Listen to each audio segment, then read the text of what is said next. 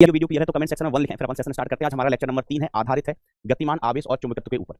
इसके ऊपर आधारित है बेटा, गतिमान चुंबकत्व के ऊपर। ठीक है, तो चलिए बेटा अपन सेशन स्टार्ट करते हैं।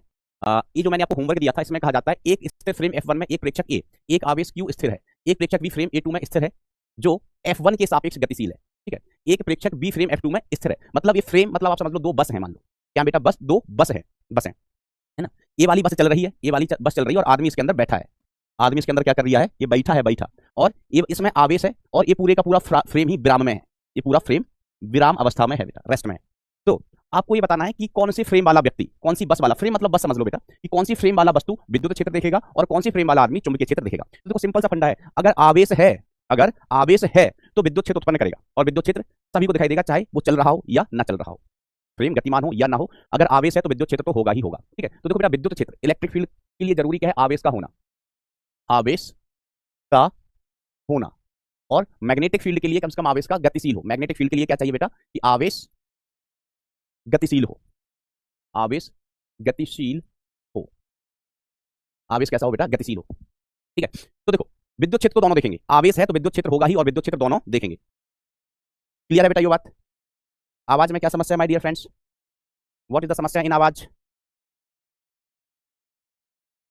भाई एक बार आवाज का देखना, कुछ ऐसा दिक्कत है क्या? वो आवाज का कुछ ऐसा बोल रहे हैं बच्चे, देखिए आवाज लो है, आवाज लो है बेटा। तो आप अपने एंड से भी कुछ बच्चे बोल रहे हैं सही है, कुछ बच्चे बोल रहे हैं लो है। तो देखो आवाज अभी सही हो जाएगी बेटा, सही हो रही है।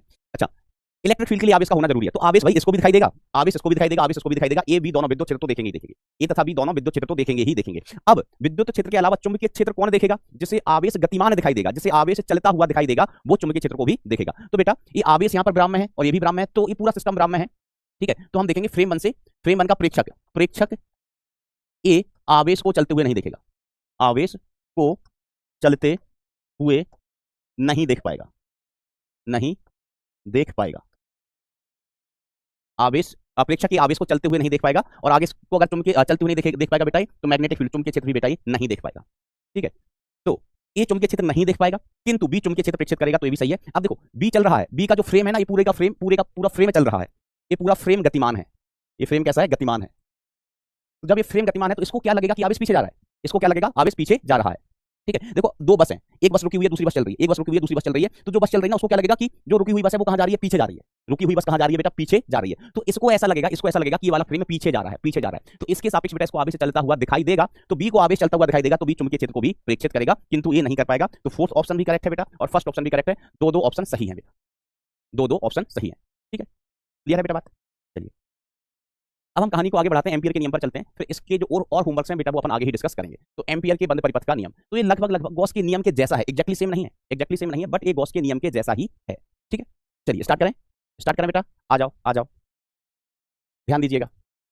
ठीक है, तो ये नियम कब लगता है, किसी भी प्रकार के बंद लूप के लिए, किसी भी प्रकार के बंद लूप का मतलब हो गया बेटा जाल, बंद लूप के लिए मान्य। ठीक है, गॉस का नियम किसके लिए मान्य होता था, बंद सतह के लिए, ठीक है। जैसे हम बंद सतह की बात करें तो ऐसा, ये बंद सतह है, ठीक है। बंद लूप की बात करें तो ऐसा, ये एक लूप है बेटा जाल, ये बंद लूप है। सतह ऐसी होगी, सतह 3D चीज होगी बेटा। ठीक है, एक बंद सतह कैसी चीज होगी बेटा, त्रिविमीय चीज होगी, जैसे गोला हो गया, घन हो गया, घनाभ हो गया, बेलन हो गया। याद करो बेटा गॉस के नियम में जब हम आवेश को बंद करते थे तो कभी अपन गॉसी सतह बेलनाकार लेते थे, कभी गोलाकार लेते थे, कभी घन लेते थे, कभी घनाभ लेते थे। ओके, बट यहां पर जो अपन गॉसी सतह लेने वाले हैं बेटा, यहां पर जो अपनी गॉसीय सतह होगी, सॉरी गॉसी सतह नहीं, एम्पियर का लूप होगा यहां पर, लूप। तो लूप बेटा त्रिविमीय चीज नहीं होगी। लूप मतलब ऐसा आप समझ लो कि जैसे ये हमारे पास माइक है, हम कोई तार लेके आते हैं, आपको लूप दिखाते हैं, व्हाट इज लूप रहा, उसने एक तार देखा था, ये ले लो, नहीं ये ले लेता हूं अभी, इसका है। अच्छा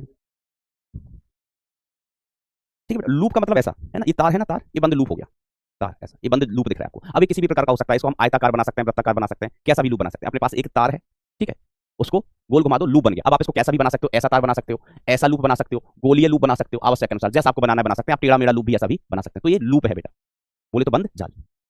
तो किसी भी प्रकार के शेप के लिए, किसी भी प्रकार के बंद लूप के लिए मान्य होता है गॉस का नियम।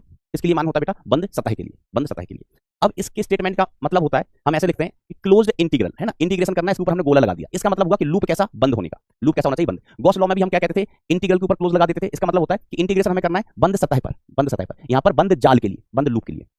गॉस में हम क्या लिखते थे, E.dA, E dot D A, ठीक है। तो ई इलेक्ट्रिक फील्ड होती थी और डी ए क्या होता था, सतह का क्या होगा भैया, क्षेत्रफल होगा। सतह का क्या होता है, क्षेत्रफल। यहां पर अपन क्या लिखते हैं, हमें यहां मैग्नेटिक फील्ड निकालनी है, या एम्पियर साहब ने जो नियम दिया था वो मैग्नेटिक फील्ड के लिए दिया था। तो close integral B vector dot D L vector, dot D L vector, ठीक है। लूप की क्या होगी, लंबाई, है ना, जैसे हमने कहा था लूप, तो लूप के लिए जैसे लूप है, ठीक है। अब लूप का क्षेत्रफल का तो कोई मतलब नहीं है, यहाँ पर लूप है तो लूप की क्या होगी बेटा, लंबाई। जैसे हमने पूरे चार्जर का जो तार है उसका हमने एक लूप बना दिया, ऐसे क्या बना दिया, लूप, ठीक है। तो इसको हम सीधा करें तो हमें क्या दिखाई देगी, इसकी लंबाई। और प्रश्न में क्या होता है बेटा, क्षेत्रफल। तो यहाँ डी ए आता था प्रश्न का क्षेत्रफल, यहाँ क्या आएगा, डी एल आएगा, ठीक है। यहाँ पर अपन क्या लिखते थे, क्यू एनक्लोज्ड बटे एप्सिलॉन नॉट। क्यू एनक्लोज्ड क्या होता था, सतह के अंदर बंद आवेश, भावेश नहीं, सतह के अंदर बंद आवेश बटे एप्सिलॉन नॉट। यहाँ पर अपन क्या लिखते हैं, एप्सिलॉन नॉट की जगह यहाँ म्यू नॉट आ जाता है, चुंबकीय पारगम्यता, चुंबकशीलता, mu naught into I enclosed. I enclosed क्या, लूप के अंदर बंद धारा। यहाँ आवेश को बंद लेते थे क्योंकि विद्युत क्षेत्र किसके कारण होता था, आवेश के कारण। चुंबकीय क्षेत्र किसके कारण बेटा, धारा के कारण। तो यहाँ पर अपन क्या लेंगे, लूप के अंदर बंद धारा, ठीक बा, यस सर, ठीक बा, ठीक बा। तो ये गॉस अंकल का स्टेटमेंट है, मेरा नहीं है, ये गॉस अंकल का स्टेटमेंट है, ठीक है। क्यू एनक्लोज्ड क्या है, ई एनक्लोज्ड क्या है, एम्पीरियन लूप। एम्पीरियन लूप मतलब एम्पीरियन लूप, जैसे गॉसियन सरफेस कहते थे, ऐसे एम्पियर का लूप, एम्पीरियन लूप के अंदर बंद धारा, बंद धारा, ठीक है। लूप का शेप कुछ भी हो सकता है, जैसे गॉस लॉ में जो गॉसीय सतह है वो किसी भी प्रकार की अपन ले सकते थे अपनी चॉइस के अनुसार, अपनी आवश्यकता के अनुसार, ठीक है।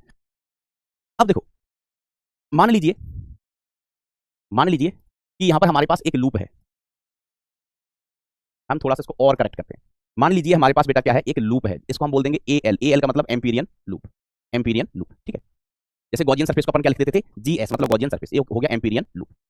अच्छा, अब इसके अंदर कुछ धाराएं, क्रॉस का मतलब धारा कहां जा रही है, अंदर, और डॉट का मतलब धारा कहां आ रही है बेटा, बाहर आ रही है। डॉट का मतलब धारा कहां आ रही है, बाहर। तो हमने यहाँ पर क्रॉस ले लिया, धारा कहां जा रही है, अंदर जा रही है। एक धारा हमने बाहर भी ले ली I4, ये धारा कैसी है, डॉट, और एक धारा हमने यहाँ बाहर भी ले ली I5, क्रॉस। क्रॉस का मतलब बेटा धारा कहां जा रही है, अंदर, बंदर नहीं, धारा कहां जा रही है, अंदर, और डॉट का मतलब धारा कहां आ रही है बेटा, बाहर आ रही है, ठीक है। अब हम यहाँ पर स्टेटमेंट क्या लिखेंगे, हम यहाँ पर स्टेटमेंट लिखेंगे क्लोज्ड इंटीग्रल बी। तो बी होता है बेटा due to the all, B होता है बेटा किसके कारण बेटा, due to the all current, सभी धारा, जो चुंबकीय क्षेत्र होगा किसी पॉइंट पर, उस वो चुंबकीय क्षेत्र जितने भी धाराएं उपस्थित हैं सभी के कारण होगा। चुंबकीय क्षेत्र किसके कारण होगा बेटा, सभी धाराओं के कारण। डॉट डीएल है ना, क्लोज इंटीग्रल है, लेकिन आई हम कौन सा लेंगे बेटा, आई सिर्फ अंदर वाला, आई कौन सा लेंगे, जो कि एम्पीरियन लूप के अंदर बंद है। एनक्लोज का मतलब क्या होता है बेटा, बंद होता है। तो वी, ये बॉल नहीं लिखा है, बी ऑल मतलब सभी धाराओं के कारण, सभी धाराओं के कारण, ठीक है, सभी धाराओं के कारण, ठीक है। अच्छा, अब देखो इसको लिखेंगे कैसे अपन। तो अगर हमें पूरा स्टेटमेंट लिखना है तो हम लिखेंगे close integral v1 plus v2 plus v3 plus v4, सभी तारों के कारण b होगा, प्लस v5, b में बेटा सभी तारों के कारण नेट चुंबकीय क्षेत्र is equal to mu naught. अब आई कौन सी लेंगे बेटा अपन, आई सिर्फ अंदर वाली, आई एनक्लोज का मतलब, इसका मतलब हुआ हमें जो धाराएं लेना है वो कौन सी लेना है, वो धाराएं जो सिर्फ वो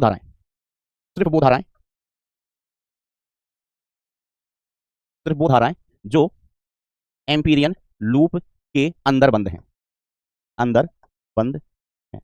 सिर्फ वो धाराएं जो एम्पीरियन लूप के अंदर बंद हैं, सिर्फ हमें वो धाराएं लेनी होती है इसमें। क्या ये बात क्लियर है माय डियर फ्रेंड्स? ऐसा। अब देखो, आवेश में पॉजिटिव नेगेटिव लिखना आसान हुआ करता था कि आवेश अगर पॉजिटिव है तो प्लस का लेना होता था, आवेश अगर ऋणात्मक था, नेगेटिव था, तो उसका चिन्ह हम नेगेटिव लेते थे, है ना। आवेश में तो सीधे सीधे दिया होता था कि प्लस क्यू आवेश, माइनस क्यू आवेश, प्लस क्यू आवेश, माइनस क्यू आवेश। अब धारा में प्लस माइनस नहीं होता कि धारा प्लस का, ये धारा माइनस का, है ना। ये लिखा हुआ नहीं होगा कि धारा प्लस की, धारा माइनस की। धारा का चिन्ह अपन को डिसाइड करना होगा। किसको डिसाइड करना होगा बेटा, धारा का चिन्ह अपन को। तो सुनिए बेटा, धारा का चिन्ह कैसे अपन डिसाइड करेंगे, है ना। धारा का चिन्ह डिसाइड करना, धारा का चिन्ह डिसाइड करना, ठीक है, धारा का चिन्ह डिसाइड करना। तो धारा का चिन्ह कैसे डिसाइड करेंगे, लूप में जिस सेंस में हमें इंटीग्रेशन करना है, जिस सेंस में इंटीग्रेशन, लूप में जिस सेंस में इंटीग्रेशन कर रहे होंगे,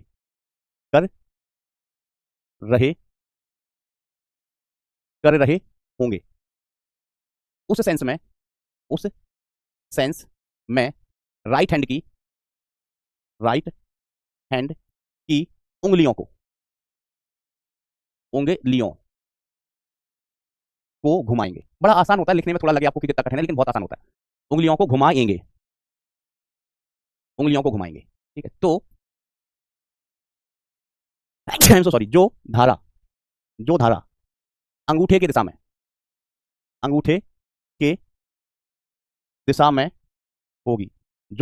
दिशा में होगी, वो दिशा पॉजिटिव लेंगे। वो दिशा कैसा लेंगे बेटा, पॉजिटिव। आइए अब अपन एग्जांपल से इसको समझेंगे, तो बहुत ही आसान चीज है, बिल्कुल फटाफट क्लियर हो जाएगी आपको। अच्छा, तो अब यहाँ पर एक चीज है कि लूप में जिस सेंस में इंटीग्रेशन कर रहे हैं, तो इंटीग्रेशन करना किसको है बेटा, अपन को। तो लूप में इंटीग्रेशन किस सेंस में अपन को करना है, कौन डिसाइड करेगा, इंटीग्रेशन अपन को करना है तो सेंस भी अपन ही डिसाइड करेंगे। सेंस भी कौन डिसाइड कर लेगा बेटा? अपन ही डिसाइड करेंगे। ये तो सवाल पूछा जाएगा तो सवाल में सेंस दिया गया होगा, सवाल में सेंस दिया गया होगा। ठीक है, चलिए तो हमने ये एम्पीरियन लूप लिया। ठीक है, इसमें एक धारा अंदर जा रही है I1, एक धारा बाहर आ रही है मान लीजिए I2, एक धारा और है, चलो वो अंदर जा रही है, जैसा पहले बनाया था हम वैसे ही बना लेते हैं I3। एक धारा मान लीजिए इधर है I4 और एक धारा इधर है I5 कौन सी धारा? I5। अब सेंस ऑफ इंटीग्रेशन सवाल में दिया जाएगा, ये आप खुद डिसाइड कर लो। ठीक है, हमने कहा कि सवाल में दिया है कि इस सेंस में हम इंटीग्रेशन कर रहे हैं, ऐसे इंटीग्रेशन कर रहे हैं इसमें। ठीक है, ये अपना एम्पीरियन लूप है AL, एम्पीरियन लूप। और जो तीर बता रहा है, ये तीर क्या बता रहा है बेटा? Sense of integration, sense of integration, sense of integration बता रहा है। ठीक है, तो हमें लिखना है close integral B into DL, close integral B into DL। तो इज इक्वल टू हम क्या लिखेंगे? म्यू नॉट, B होगा बेटा due to the all y, चाहे अंदर वाले हो चाहे बाहर वाले हो, तो mu naught into I enclosed. अब जिस सेंस में इंटीग्रेशन अपन कर रहे हैं उस सेंस में आप उंगलियां घुमाइए, जिस सेंस में हम इंटीग्रेशन कर रहे हैं उस सेंस में उंगलियां घुमाइए। अंगूठा कहां आ रहा है जरा बताओ? जिस सेंस में हम इंटीग्रेशन कर रहे हैं उस सेंस में उंगलियां घुमाइए और बताइए अंगूठा कहां आ रहा है। जल्दी, कम ऑन कम ऑन। अल्लाह, हमारे कमेंट नहीं आ रहे हैं। जिस सेंस में हम इंटीग्रेशन कर रहे हैं बेटा उस सेंस में उंगलियां घुमाइए।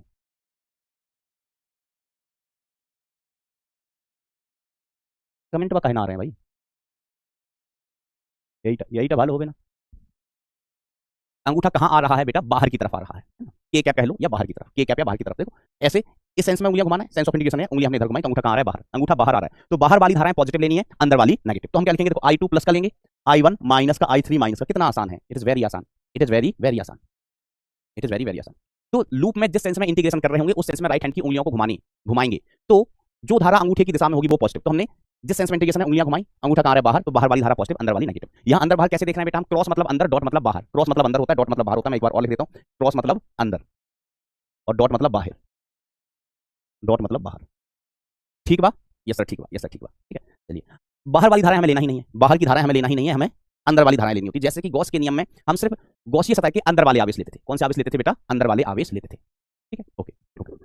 तो I2 बाहर है, I1 अंदर है और I3 भी अंदर है। बिल्कुल सही, बिल्कुल सही बेटा। काम स्प्रिंट है, काम स्प्रिंट दिख रहा है आपको? म्यू नॉट I2 बाहर, मतलब बाहर की दिशा में, तो I2 बाहर है पॉजिटिव है, I1 अंदर, I3 अंदर, ये नेगेटिव है। ये science of integration anti clockwise है।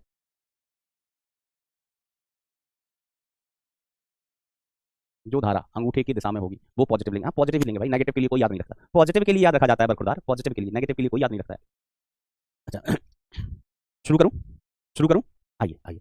तो एम्पियर के परिपथ के नियम के अनुप्रयोग, application of amperes circuital law, इसका पूरा नाम होता है एम्पियर्स सर्किटल लॉ। ठीक है, तो पहला अपन केस लेके चल रहे हैं बरखुरदार, पहला केस लेके चल रहे हैं अपन अनंत लंबाई के पतले एवं सीधे तार के कारण चुंबकीय क्षेत्र। ऑल्दो ये रिजल्ट हम पहले निकाल चुके हैं, किससे? वायु सपाट के नियम से। वायु सपाट के नियम से हम ये रिजल्ट निकाल चुके हैं। B इज इक्वल टू क्या आपका था? Mu naught I upon 2 pi R, mu naught I upon 2 pi R। R क्या होता था? बिंदु और तार के बीच की लंबवत दूरी है ना। 2 पाई R कह दो, 2 पाई D कह दो, 2 पाई X कह दो, वास्तव में है क्या है? बिंदु और तार के बीच की दूरी। तो देखो तरीका समझना बहुत आसान होता है, एक ही केस में आपको सारी चीजें क्लियर हो जाएंगी। ये मान लीजिए हमारा तार है, क्या बेटा? तार, इसमें धारा जा रही है कटे ऊपर, मान लो आपको दी गई है कि धारा कहां जा रही है? ऊपर, और धारा का मान कितना है? I है। अब हमसे किसी ने कहा कि इस बिंदु पर चुंबकीय क्षेत्र निकाल के बताओ, अगर हिम्मत है तो। अगर हिम्मत है तो इस बिंदु P पर चुंबकीय क्षेत्र निकाल के बताइए। तो हम क्या करेंगे? सबसे पहले बेटा हम क्या करेंगे? एम्पीरियन लूप बनाएंगे। और देखो बिंदु P पर चुंबकीय क्षेत्र बताना है तो दूरी बताएंगे कि बिंदु P कितनी दूरी पर है। तो सवाल में बता दिया बिंदु P तार से R दूरी पर है। बिंदु P और तार के बीच की लंबत दूरी कितनी है बेटा? R है, ये सवाल में आपको बता दिया। तो हमें बिंदु P पर चुंबकीय क्षेत्र ज्ञात करना है, तो हम एक एम्पीरियन लूप बनाएंगे जो कहां से गुजर रहा है? बिंदु P से ही गुजर रहा है। ये एम्पीरियन लूप हो गया बेटा।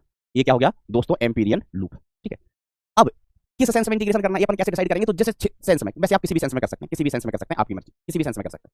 मुझे अच्छा क्या लगता है कि जिस सेंस में चुंबकीय क्षेत्र है उसी सेंस में इंटीग्रेशन कर लेते हैं। वैसे आप किसी भी सेंस में कर सकते हैं, आपकी मर्जी, लेकिन हमको अच्छा लगता है कि जिस सेंस में चुंबकीय क्षेत्र है उसी सेंस में इंटीग्रेशन कर लो। तो इसकी अगर हम चुंबकीय बल रेखाएं बनाएं, चुंबकीय बल रेखाएं, तो चुंबकीय बल रेखाएं बंद वक्र बनाती हैं। चुंबकीय बल रेखाएं क्या बनाती हैं बेटा? बंद वक्र। और धारा ऊपर है, धारा कहां जा रही है? ऊपर। तो धारा की दिशा में अंगूठा रखते हैं, उंगलियां हमें चुंबकीय क्षेत्र की दिशा बताती हैं। उंगलियां हमें क्या बताती है? चुंबकीय क्षेत्र की दिशा। तो धारा कहां है बेटा? तार में ऊपर है, इसको मान लो धारा ऊपर है, उंगलियां घुमाओ, उंगलियां घुमाओ, तो उंगलियां ऐसे गोल गोल घूमेंगी। यहां पर चुंबकीय क्षेत्र अंदर होगा और इस साइड देखेंगे तो चुंबकीय क्षेत्र कहां होगा बेटा? बाहर, बाहर। इस साइड अंदर, इस साइड बाहर। तो जो चुंबकीय बल रेखा होगी बेटा वो कुछ इस प्रकार की होगी। चुंबकीय बल रेखा बेटा कुछ इस प्रकार की होगी।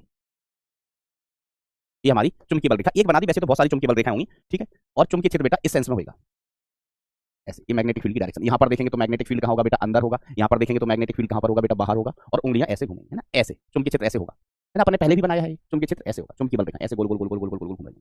ठीक है, अब चुंबकीय क्षेत्र इस सेंस में तो हम इंटीग्रेशन, जो छोटा सा टुकड़ा है ना डीएल, डीएल क्या होता है बेटा? जो एम्पीरियन लूप है ना, इसमें काटा गया कोई छोटा सा टुकड़ा, है ना, एक काटा गया कोई छोटा सा टुकड़ा, इस छोटे से टुकड़े की लंबाई कितनी? डीएल। ठीक है, तो यहाँ पर भी बेटा हमें छोटा सा है ना, जैसे यहाँ पर हमने कहा कि डीएल क्या है, तो हमने कहा कहीं पर भी काट लो, छोटा सा टुकड़ा है, इसकी लंबाई हम क्या कह रहे हैं, डीएल कह रहे हैं। ठीक है, तो हमने छोटा सा टुकड़ा यहाँ पर काट लिया, छोटा सा टुकड़ा यहाँ पर काटा बेटा। तो स्टेटमेंट क्या है गॉस साहब का स्टेटमेंट है close integral B vector dot DL vector is equal to mu naught into I enclosed, mu naught into I enclosed. ठीक है, तो close integral B dot DL, तो हम इसको लिखेंगे B DL cos theta. Sir cos theta क्यों, हमने कहा डॉट प्रोडक्ट है, डॉट गुणनफल है, डॉट गुणनफल में क्या आता है, थीटा आता है, तो is equal to mu naught into I enclosed, I enclosed. अब पहले किसकी दिशा डिसाइड करते हैं, चलो आई का मान डिसाइड करते हैं कि आई को पॉजिटिव लेंगे या नेगेटिव, आई को पॉजिटिव लेंगे या नेगेटिव। तो बेटा डीएल की दिशा में उंगलियां घुमाओ, डीएल की दिशा में उंगलियां घुमाओ, बताओ अंगूठा कहां जा रहा है। ये हम कहें जो सेंस ऑफ इंटीग्रेशन है ना, इंटीग्रेशन अपन कैसे कर रहे हैं, इस सेंस में इधर डीएल इधर है तो इधर से डीएल इधर आएगा, है ना, इधर डीएल है ना, ऐसे इधर से घूम के ऐसे, ये अपना एक बंद लूप है, वृत्ताकार लूप है, वृत्ताकार लूप है बेटा, इसकी त्रिज्या कितनी है आर। तो आप डीएल के सेंस में, डीएल की दिशा में, ये हम कहें सेंस ऑफ इंटीग्रेशन में उंगलियां घुमाओ और बताओ कि अंगूठा कहां जा रहा है। और ध्यान से बताना भाई, लूप ऐसे नहीं है भाई, लूप ऐसे रखा है, लूप ऐसे रखा है, इस तल में ऐसे लूप रखा है, सामने नहीं रखा है कि ऐसे दिख रहा हो आपको, ऐसे नहीं है लूप, अरे यार सब गलत बता रहे हो, लूप ऐसा नहीं है बेटा, लूप ऐसे रखा हुआ है, जैसे ये तार है ना, तो ये लूप ऐसे लिया है अपन ने, चुंबकीय बल रेखाएं भी ऐसी ही हैं, ऐसे। बिल्कुल, कुछ बच्चे लिख रहे हैं प्लस जे में, वो बिल्कुल सही जवाब दे रहे हैं, उंगलियां कहां जा रही हैं, ऊपर की तरफ। देखो अंदर बाहर ऊपर नीचे लेफ्ट राइट में, इसमें तो कंफ्यूज मत हो भाई, इधर राइट होता है, इधर लेफ्ट होता है, ये ऊपर होता है, ये नीचे होता है, इधर बाहर होता है और इधर अंदर होता है। तो डीएल के सेंस में आप उंगलियां घुमाए, डीएल के सेंस में उंगलियां घुमाए, तो अंगूठा कहां गया भाई साहब, अंगूठा ऊपर गया, ऊपर गया, तो बाहर क्यों लिख रहे हो, अंगूठा कहां गया बेटा, ऊपर गया, अंगूठा गया ऊपर, अंगूठा ऊपर गया, धारा भी ऊपर है, अंगूठा ऊपर गया, धारा भी ऊपर है, तो इस धारा को अपन कैसे लेंगे, पॉजिटिव। तो जो आई एनक्लोज है इसका मान अपन कैसा लेके चलेंगे भैया, पॉजिटिव लेके चलेंगे, इसको अपन लिख देंगे प्लस का आई, पॉजिटिव। अब थीटा, थीटा का मान कितना है, थीटा है क्या, तो हम कहें थीटा है angle between B vector and DL vector, angle between B vector and DL vector, B और डीएल के बीच एंगल है थीटा। ठीक है, तो close integral B DL cos, बताओ एंगल कितना है बी और डीएल के बीच में, सर जीरो है, सर कितना है जीरो। देखो बी की डायरेक्शन यहाँ पर इधर है, बी इस दिशा में, तो जिस दिशा में बी है उसी दिशा में डीएल है, तो बी और डीएल के बीच एंगल कितना हो वैसे, जीरो हो वैसे। ठीक है, बस काम खत्म हो गया भैया, काम खत्म हो गया my dear friends. Is equal to यहाँ क्या बचा है, म्यू नॉट इनटू आई। अब इसमें से हम बी बाहर ले लेते हैं, इंटीग्रल डीएल बचा है, कॉस जीरो की वैल्यू कितनी होती है बेटा 1। अब इंटीग्रल डीएल क्या हो गया, ये बंद लूप की लंबाई, इंटीग्रल डीएल क्या हो गया बेटा, बंद लूप की लंबाई, तो म्यू नॉट आई, और इंटीग्रल डीएल को हम क्या कहेंगे, एम्पीरियन लूप की लंबाई, एम्पीरियन लूप की लंबाई। ठीक है मास्टर, ठीक है। अब यहां से मैं थोड़ा सा इधर जा रहा हूं, इधर जा रहा हूं, तो ये रिजल्ट कितना हो जाएगा, बी और इंटीग्रल डीआर का मान, इसका मान कितना 2 pi R, B integral DL का मान कितना बेटा 2 pi R is equal to mu naught into I, mu naught into I. तो बी का मान अगर हम निकालना चाहें तो बी का मान हमें दिन दहाड़े मिल जाएगा mu naught I upon 2 pi R, है ना। रिजल्ट हमने पहले भी लिख दिया था, क्योंकि रिजल्ट हम अनंत लंबे पतले तार के कारण चुंबकीय क्षेत्र बेटा हम पहले भी ज्ञात कर चुके थे with the help of Biot Savart law, और अब हमने एम्पियर के नियम से भी ज्ञात कर लिया है। ठीक है, ये बोर्ड के लिए भी बेटा इंपॉर्टेंट है, ये बोर्ड के लिए भी बेटा इंपॉर्टेंट है, BOARD, बोर्ड के लिए इंपॉर्टेंट है बेटा, है ना। ये सवाल पूछ जाता है कि एम्पियर बायो सावर्ट के हिसाब से नहीं करवाएंगे, एम्पियर के नियम की सहायता से, एम्पियर के नियम की सहायता से अनंत लंबाई के सीधे पतले तार के कारण चुंबकीय क्षेत्र ज्ञात कीजिए। थैंक यू दीदी। क्या ये बात क्लियर है आपको, बड़ा आसान है। अभी अपन और केसेस लेंगे तो सभी बच्चों को क्लियर हो जाएगा, और केसेस ले चलेंगे। म्यू नॉट का मान बिल्कुल सही लिख रहे हैं बेटा आप निधि Sharma ji, 10 to the power -7 हो वैसे, 10 टू द पावर -7 हो वैसे। बेटा डीपीपी के सॉल्यूशन शायद आपको मिल रहे होंगे, और मेरे ही सॉल्यूशंस मिल रहे होंगे बेटा। अब कोई डीपीपी बहुत आसान होती है, बेसिक होती है, तो उसका सॉल्यूशन शायद नहीं होगा रिकॉर्डेड, लेकिन कोई क्वेश्चन अच्छा है, किसी डीपीपी में सवाल अच्छे हैं, तो उसके सॉल्यूशन तो बेटा आपको मिल रहे होंगे। अच्छा, एक इंपॉर्टेंट चीज और मैं बताने जा रहा हूं बेटा आपको। अगस्त, 10 अगस्त, ये यू पता नहीं स्पेलिंग क्या होता है अगस्त का, आपको बोर्ड का टेस्ट है, बोर्ड वाला टेस्ट है ना। अब बोर्ड पर भी बेटा ध्यान देना, बोर्ड को भी फोकस करना है। तो इस बार जो आपका टेस्ट होगा 10 अगस्त को, वो किसका होगा बेटा, बोर्ड का। ठीक है, सब्जेक्टिव टेस्ट होता है। ओके, अब आपको करना क्या है, देखो हमें बोर्ड की तैयारी भी साथ ही साथ करते चलना है, बाद के भरोसे नहीं रहना है।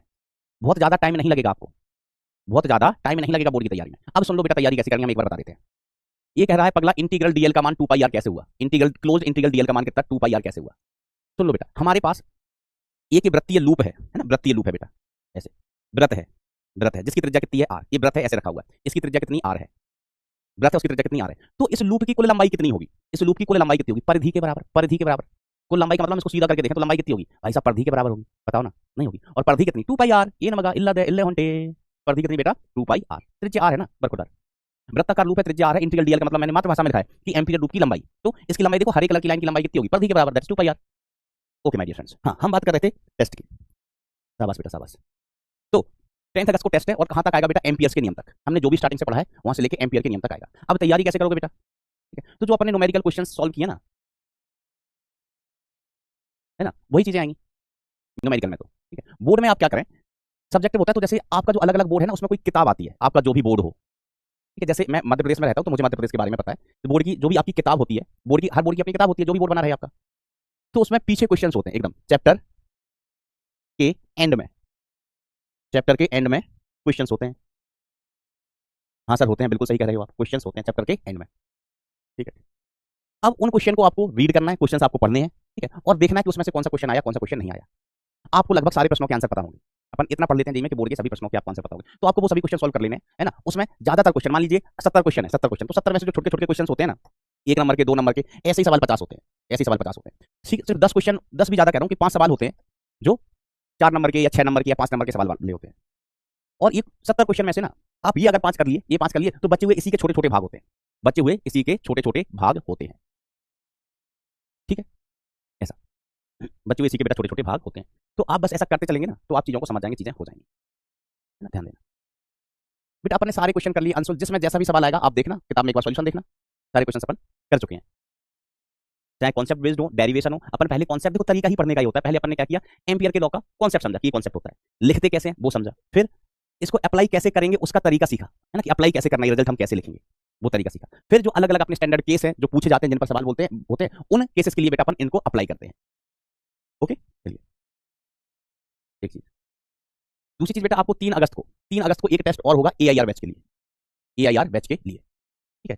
तो उसमें करंट इलेक्ट्रिसिटी तक चीजें पूछी जाएंगी, करंट इलेक्ट्रिसिटी तक की चीजें पूछी जाएंगी। तो हाँ वही बताया बेटा, शुरुआत से लेके स्थिर विद्युत, नहीं स्थिर विद्युत, कैपेसिटर, करंट इलेक्ट्रिसिटी, है ना। चुंबकत्व से पहले, चुंबक स्टार्ट करने से पहले अपने जो भी पढ़ा है वो सब आएगा, चुंबक स्टार्ट करने से पहले अपने जो भी पढ़ा है वो सब आएगा। टाइमिंग वगैरह हम एक आध दिन में आपको बता देंगे फाइनल होते ही। चलिए अब हम कहानी को थोड़ा सा आगे बढ़ाते हैं। अब अगला केस, अच्छा एक चीज और अभी जानकारी दे ही रहा हूँ, तो एक साथी दे देता हूँ, एक साथी जानकारी दे देता हूँ, ठीक है। जैसे बेटा ये यूट्यूब पर, है ना, यूट्यूब चैनल के बारे में मैं बता रहा था, यहाँ पर यूट्यूब चैनल के बारे में बता रहा था, ध्यान से सुन लो। तो देखो बेटा, अपने पहले अपने पास एक चैनल हुआ करता PW Hindi medium, PW Hindi medium, तो उसमें नीट के भी कुछ लेक्चर है ना, जो नीट की क्लासेस होती थी ना, वन शॉट वगैरह है, रिवीजन है, कोई फ्री सीरीज है, तो वो भी नीट की भी होती थी। फाउंडेशन मतलब 9 10th के भी लेक्चर्स उसमें हैं, और जेई के भी लेक्चर्स उसमें हैं। तो कई बार बच्चे कंफ्यूज हो जाते थे कि जो लेक्चर है वो नीट वाले बच्चों की है या जेई वाले बच्चों की है, तो कंफ्यूजन होता था बच्चों को। पता चला कि नीट वाला बच्चा जेई का देख रहा है, जेई वाला बच्चा नीट का देख रहा है, और दोनों एग्जाम के फ्लेवर थोड़े अलग होते हैं। नीट में थोड़ी स्पीड ज्यादा चाहिए होती है, कम टाइम में ज्यादा क्वेश्चन करने होते हैं, और जेई में ना टाइम का उतना ज्यादा पंगा नहीं होता जितना नीट में होता है, लेकिन कॉन्सेप्ट कई बार थोड़ा ज्यादा डेप्थ में होता है, सवाल थोड़ा डेप्थ में होता है। तो बच्चे भटके ना, बच्चे परेशान नहीं हो, इसके लिए बेटा पीडब्ल्यू, आपके प्यारे, हम सबके प्यारे अलग सर एक नया चैनल लेके आए, मतलब पीडब्ल्यू ने एक नया चैनल लॉन्च किया है जेई और हिंदी मीडियम बच्चों के लिए, जेई और हिंदी मीडियम वाले बच्चों के लिए, ठीक है। नाम है PW JEE Hindi medium channel. इस पर एक फ्री सीरीज भी चल रही है, जिसमें फिजिक्स की क्लासेस अभी स्टार्ट है, शायद 3-4 लेक्चर हो भी गए हैं, फ्री सीरीज के 3-4 लेक्चर हो भी गए हैं बेटा उसमें। आगे जाके केमिस्ट्री भी स्टार्ट होगा, मैथ्स भी स्टार्ट होगा, तो कोई देखना चाहे, कोई पढ़ना चाहे, है ना, जिस तरीके से आप इस चीज का उपयोग करना चाहे कर सकते हैं। इस सीरीज पूरी फ्री है, ठीक है। चैनल का नाम देख लेना बेटा, इस स्लाइड आपको मिलेगी, चैनल का नाम है PW JEE Hindi medium channel, PW JEE Hindi medium, ठीक है, ऐसा समझ रहे हो। ओके, तो आप इसको देखें, उसमें जो सीरीज चल रही है, आपको कोई ज्ञान चाहिए, कोई चीज पढ़नी है, तो मतलब कोई चार्ज, कोई फीस ही नहीं देना, फ्री लेक्चर है, फ्री लेक्चर है। और इसके बाद आगे जो भी सीरीज वगैरह आएंगी, जैसे टेस्ट पेपर के डिस्कशंस हैं, एडवांस की मतलब कोई हमें सीरीज लेके आनी है, ठीक है, तो वो अब सारी पढ़ाई इसी चैनल पर होगी बेटा, पीडब्ल्यू जेई हिंदी मीडियम, ठीक है, ऐसा। ओके चलो बेटा, अब अपन आगे बढ़ते हैं।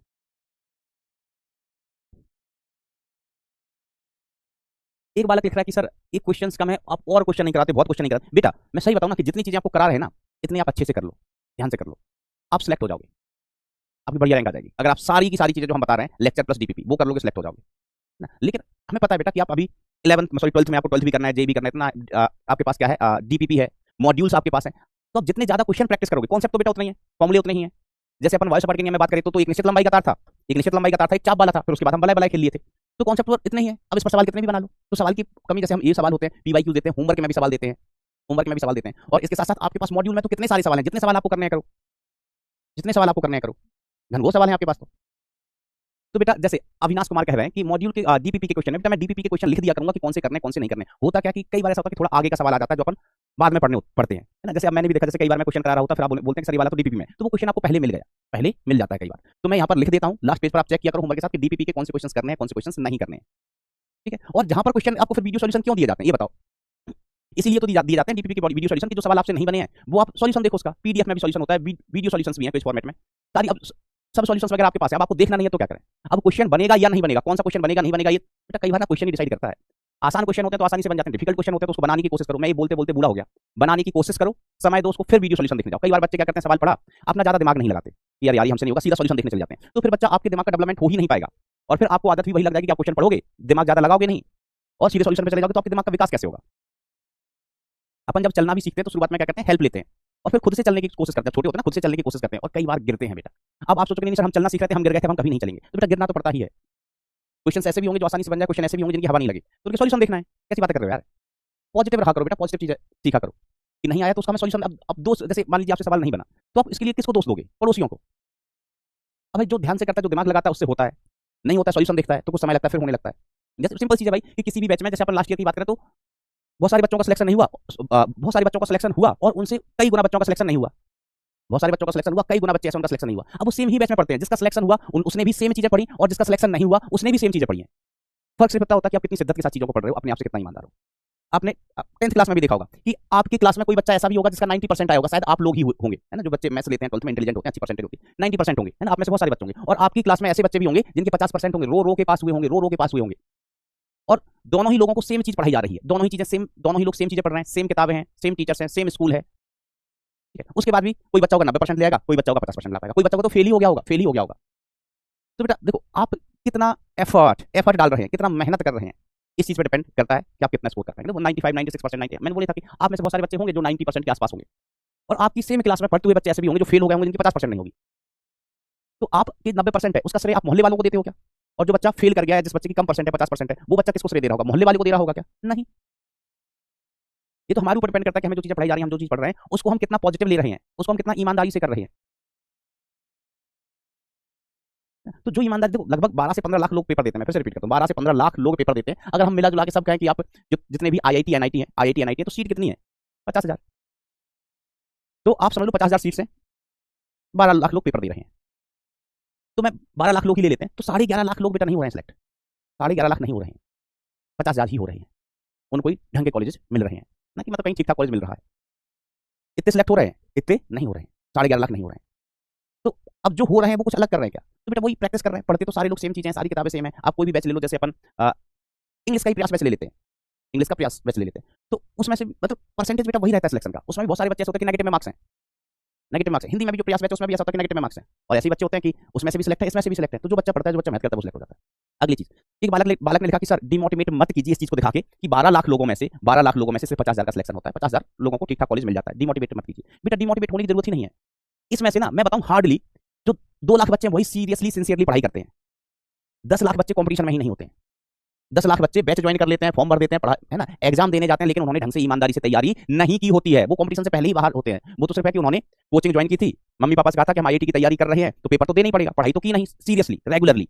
सीरियस रेगुलरली का मतलब होता है बेटा कि रोज लेक्चर अटेंड करने होते हैं, बैकलॉग नहीं होने देना होता है, जो चीजें नहीं आई, जो क्वेश्चंस नहीं आए उनके सॉल्यूशंस देखना है, फिर करने की कोशिश करना है। अब सारे क्वेश्चन ऐसा थोड़ा होता है किसी बच्चे से कि सारे क्वेश्चन खुद से कर लिए, नहीं होता भैया ऐसा।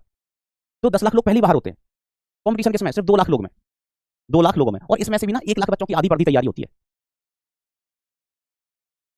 तो कॉम्पिटिशन बिल्कुल डिफिकल्ट नहीं है। अब मैं सच बताऊं कि आपके बैच में से बहुत सारे बच्चे ऐसे होंगे ना जिन्होंने 50% क्लासेस का बैकलॉग करके बैठे होंगे। अगर मान लीजिए 80 लेक्चर हुए तो 80 लेक्चर में से बेटा उन्होंने 40 लेक्चर देखे ही नहीं होंगे, मतलब पूरे नहीं देखे होंगे। 80 लेक्चर हुए मान लो, तो ऐसे बच्चे आपके बैच में यही होंगे कि उन्होंने पूरे लेक्चर नहीं देखे हैं, आधे घंटे देख लिया, 45 मिनट देख लिया, फिर बंद कर दिया। लेक्चर देखे तो सीरियसली नोट्स नहीं बनाए। ईमानदारी से बताना, मैं कसम दे रहा हूँ, 12th की, जेई की, नीट, एनआईटी की, सबकी, है ना, कि ऐसे कितने बच्चे हैं जो लेक्चर डेली देखते हैं, मतलब 90% लेक्चर तक देख लिया ना, 2-4 लेक्चर कभी छूट जाता है किसी कारण, सारी चीजें अपने हाथ में नहीं होती। जैसे कल हमारे हाथ में नहीं है, कल हम दिल्ली से हमारा फ्लाइट छूट गया, ट्रैफिक में फंस गया, पानी बरस गया, पानी बस गया, रोड में जाम लग गया, रोड पे जाम लग गया तो हम टाइम पर पहुंच ही नहीं पाए एयरपोर्ट, तब तक फ्लाइट फॉर हो गई, हम फंस गए भाई वहाँ। तो अब इसका हम क्या कर सकते हैं? मतलब कुछ चीजें ऐसी होती है कि जो अवॉइड नहीं की जा सकती है ना। हाँ, हम ये कर सकते हैं कि अपन ना कभी संडे वनडे को एक्स्ट्रा लेक्चर पढ़ लेंगे। ऐसे कितने बच्चे हैं जिन्होंने 90% लेक्चर देखे हैं, डीपीपी सॉल्व किए हैं, जो होमवर्क देता हूँ एटलीस्ट वो ट्राई करते हैं हर रोज प्रॉपर्ली ईमानदारी से, वो थम्स अप पर वोट करना। जिन्होंने 90% लेक्चर देखे हुए हैं, क्वेश्चन सॉल्व करने की कोशिश करते हैं, डीपीपी सॉल्व करने की कोशिश करते रहो बेटा, होने लगता है। कई बच्चों को ऐसा लगता है हमने 10 क्वेश्चन किए, हमसे 3 क्वेश्चन के साथ नहीं हुए, तो बेटा ऐसा सभी बच्चों के साथ होता है। जब हम भी पढ़ते थे तो हमारे साथ भी ऐसा ही होता था। और आपके जमाने अभी तो लगभग 50,000 सीट्स है, हमारे टाइम पर तो अगर ऐसे काउंट करना तो 10 से 12,000 सीट हुआ करती थी, आईआईटी एनआईटी की मिला के, आईटी एनआईटी की मिला के लगभग 10,000 सीट्स हुआ करती थी।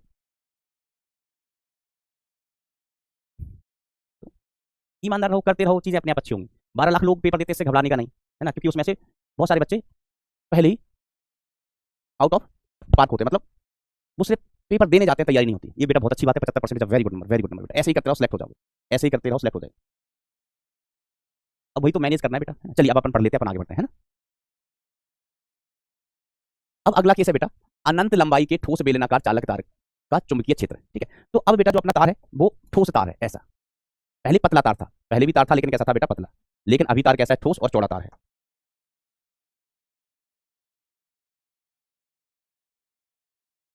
ऐसा तार है, थोड़ा चौड़ा सा तार है, थिक तार है, और इसमें धारा बह रही है। चलो हम नीचे की दिशा में धारा बहा देते हैं। धारा कहाँ बह रही है बेटा, नीचे की ओर। ऐसे मान लो कि इसमें धारा नीचे जा रही है, पूरे तार में धारा होगी, मैं बना भले ही कुछ जगह पाऊं, लेकिन धारा पूरे तार में है, पूरे तार में बेटा धारा फैली हुई है, पूरे तार में है ना। धारा एक जगह नहीं बहती, पूरे तार में धारा बहती है, तो पूरे तार में कुल धारा आई है और वो नीचे की तरफ जा रही है ना। ये बेलनाकार तार है, अनंत लंबाई का बेटा बेलनाकार ठोस तार है।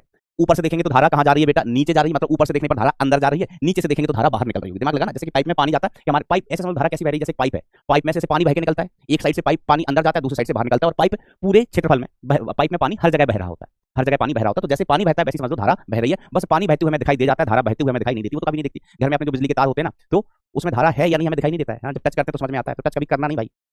तो धारा बेटा इधर से अंदर जा रही है, इस साइड से धारा अंदर जा रही होगी नीचे हम, ठीक है। तो कोई ऊपर खड़ा हुआ आदमी देखेगा तो धारा को कहां जाते हुए देखेगा, इसके अंदर की धारा इधर से घुस रही है, और यहां से धारा बाहर निकल रही है, मतलब पाइप से पानी बाहर निकल रहा है। इसकी त्रिज्या कितनी है बेटा, इस तार की त्रिज्या है, इसकी अक्ष हो गई my dear friend, oh my dear friend, ये क्या हो गई, इसकी अक्ष हो गई है, ये इसकी अक्ष है, और इसकी त्रिज्या कितनी है बेटा, शानदार आर, कैपिटल आर इसकी त्रिज्या है, कैपिटल आर इसकी त्रिज्या है। अब हमें ज्ञात करना होता है बेटा चुंबकीय क्षेत्र, हमें क्या ज्ञात करना होता है बेटा, चुंबकीय क्षेत्र। तो हम लिखेगा कैलकुलेटिंग मैग्नेटिक फील्ड, हमें मैग्नेटिक फील्ड याद करना, ऊपर लिखा है, ठीक है। तो इसमें अलग अलग केस होते हैं, हम केस 1 लेते हैं, केस 1 तार के अंदर, केस वन क्या है बेटा अपना, केस 1 है तार के अंदर, तार के बंदर नहीं बेटा, अंदर। अब देखो चौड़ा तार है ना, मोटाई वाला तार है, तो हमें अंदर भी चुंबकीय क्षेत्र निकालना है, बाहर भी निकालना है, और सतह पर भी निकालना है, सतह पर भी निकालना है। जैसे हम गोले में है ना, अपना एक समान आवेशित गोला होता था, उसके कारण हमें विद्युत क्षेत्र ज्ञात करना होता था, कहाँ, गोले के अंदर, गोले के बाहर, गोले की सतह पर। तो इस तार के कारण भी हमें चुंबकीय क्षेत्र ज्ञात करना होगा, कहाँ, तो तार के अंदर, तार के बाहर, तार की सतह पर। अब देखो मैं इसमें कैलकुलेशन करूंगा तो बेटर दिखाई नहीं देगा, हम इसका टॉप व्यू बनाते हैं, क्या बना देते हैं बेटा यहाँ पर, मैं टॉप व्यू, टॉप व्यू का मतलब कि हम इसको ऊपर से देखें, कहां से देख रहे हैं बेटा, हम यहाँ ऊपर से लेटकर देख रहे हैं, ऊपर से लेटकर बेटा हम इसको देख रहे हैं, टॉप व्यू बना रहे हैं बेटा, टॉप व्यू कहाँ बनाओ, चलो वहीं बना देता हूँ, यहाँ बना दो।